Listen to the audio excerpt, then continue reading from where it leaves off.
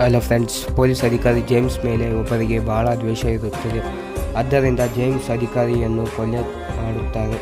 ಆಗ ಡಿಟೆಕ್ಟಿವ್ ಮೆಹುಲ್ ಅಪರಾಧದ ಸ್ಥಳವನ್ನು ತನಿಖೆ ಮಾಡಿದರು ಮತ್ತು ಜೇಮ್ಸ್ನಿಂದ ಸುಳಿವು ಕಂಡುಕೊಂಡರು. ಸುಳಿವು ನಿಗೂಢವಾಗಿತ್ತು ಮತ್ತು ಮೆಹುಲ್ ಅದನ್ನು ನಿರ್ಧರಿಸಲು ಸಾಧ್ಯವಾಗಲಿಲ್ಲ. ಮೆಹುಲ್ 3 ಶಂಕಿತರನ್ನು ಕಂಡು ವಿಚಾರಣೆ ನಡೆಸಿದ್ದರು. ಕ್ಲೀನರ್ ವೇದ್: ನಾನು ವಾಶ್ ರೂಮ್ ಕ್ಲೀನ್ ಮಾಡುತ್ತಿದ್ದೆ. ಇನ್ಸ್ಪೆಕ್ಟರ್ ಜೇಮ್ಸ್ ಯಾವಾಗಲೂ ನನ್ನನ್ನು ಗದರಿಸುತ್ತಿದ್ದರು, ಆದರೆ ನಾನು ಏನೂ ಮಾಡಿಲ್ಲ. ಆಮೇಲೆ ಕೈದಿ ಡ್ಯಾನ್: ಜೇಮ್ಸ್ ತುಂಬ ಸೊಕ್ಕಿನ ಮತ್ತು ಎಲ್ಲರನ್ನೂ ನಿಂದಿಸುತ್ತಿದ್ದನು. ಅವನು ಎಲ್ಲರನ್ನೂ ಜೈಲಿಗೆ ಹಾಕುತ್ತಿದ್ದನು, ಆದರೆ ನಾನು ಅವನನ್ನು ಕೊಲ್ಲಲಿಲ್ಲ.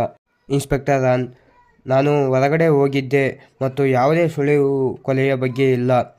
ನೀವು ಬುದ್ಧಿವಂತರಾಗಿದ್ದರೆ ಈ 3 ಜನರಲ್ಲಿ ಕೊಲೆಗಾರ ಯಾರೆಂದು ಕಾಮೆಂಟ್ ಮಾಡಿ.